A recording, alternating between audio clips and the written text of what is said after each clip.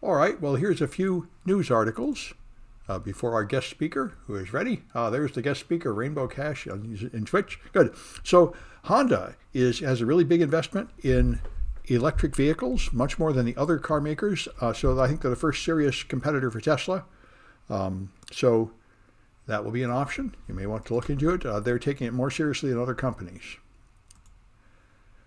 Republican states are trying to stop people using abortion pills, and this article is very interesting. I remember I was in the politics this decades ago when RU46, as they called it then, was a new drug, and I'm pleased to read that the drug has proven extremely safe, safer than Tylenol. So there's a bunch of people that will just mail it to you, and it doesn't matter what anybody thinks of it. There are European companies that will mail it to you even if it's illegal in your state because they don't care, and there are a bunch of other people. So this makes me think that largely all these anti-abortion laws are kind of an exercise in futility. If you can just order a drug by mail order and take it at home with nobody knowing, then I would think they're fooling themselves like marijuana laws. They're outlawing something that, in fact, people can easily get around. I hope it turns out that way. Well, Sam, one of the issues is that these laws don't punish, wealthy Americans. Yeah. For example, if you want to get an abortion anywhere, even if you're in a country like Ireland, there are boats, sort of sea-sitting movements where you can go on this boat, and I don't know exactly how safe it is to be rocking on a boat, but you can go on this boat. Well, in America, you'd go like 7 miles out, and then you'd be outside the legal limit or something. Well, exactly. Yeah. I mean, you can go to another state. Yeah.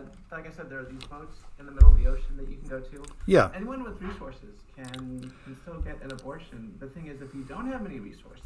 Well, yeah, but that's why I mean, before it was you'd have to drive to another state, which would be pretty bad if you're in Texas. But if all you have to do is go online and order a drug, that's not too big a barrier. That assumes in Texas you have internet access.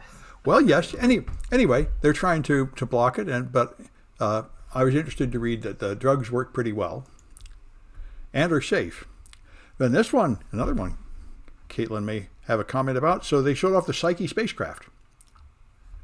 And this thing is going to go to the asteroid named Psyche. I was sort of surprised. It just has a bunch of exposed circuit boards. Doesn't seem to have a chassis. But they're going to send this thing off to the asteroid Psyche. And one thing people talked about is the asteroid Psyche is supposedly made of solid metal, although they're going to find out. And if they said it'd be so much metal that it would totally crash the economy if they let out that much iron and gold and everything. So anyway, they're going to do that. And let's see. I was very pleased to see this too. The South Dakota Attorney General was off driving. He just veered off the road, ran over a human.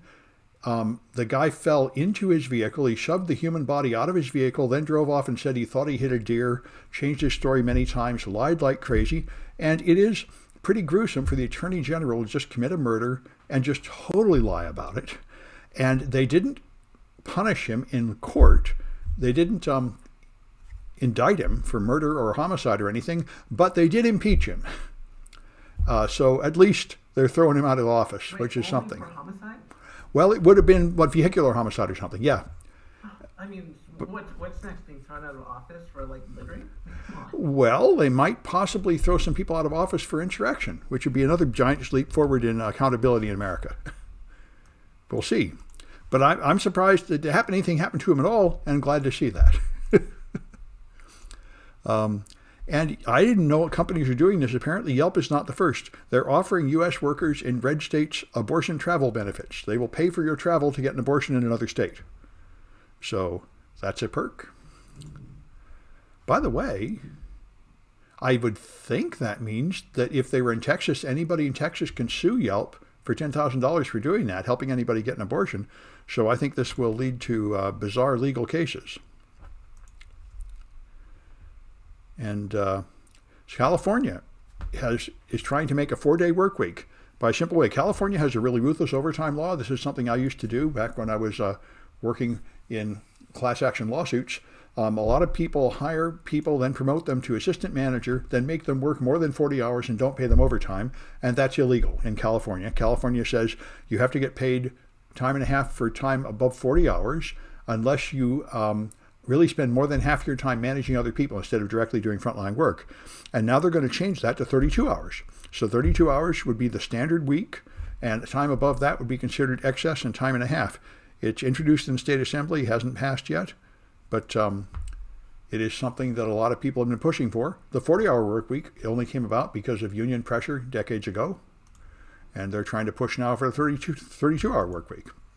Yeah, no, it was in the Jetsons where George Jetson would have that rough 4 hours of work a week. Oh, I didn't know he only had 4 hours of work a week. Oh. Yes, it was some ridiculous thing like that. Yeah, well, we were because at the time, the unions were pushing for those shorter work weeks, and they thought by the 21st century, about where we are now, we would have half a day of work a week. Well, I noticed we didn't get the flying cars or much of any of that stuff, but we got iPhones. Anyway, so Sri Lanka. I went to visit Sri Lanka to do a bunch of technical talks there. They have a cybersecurity scene there, and they wanted to contact my company and get more business, but they never called us back. And I guess this is why Sri Lanka is having a huge crisis. Their economic crisis is terrible. They're turning the power off for many hours a day. Now they have missed payment on their foreign debt. So I guess everything in Sri Lanka is pretty dysfunctional right now. Anyway, all right. And there's just one more of these. Yeah, I thought this is amazing. They've been declassifying federal government UFO reports. And so now they claim that UFOs left radiation burns and unaccounted pregnancies. So this is the real TV show stuff.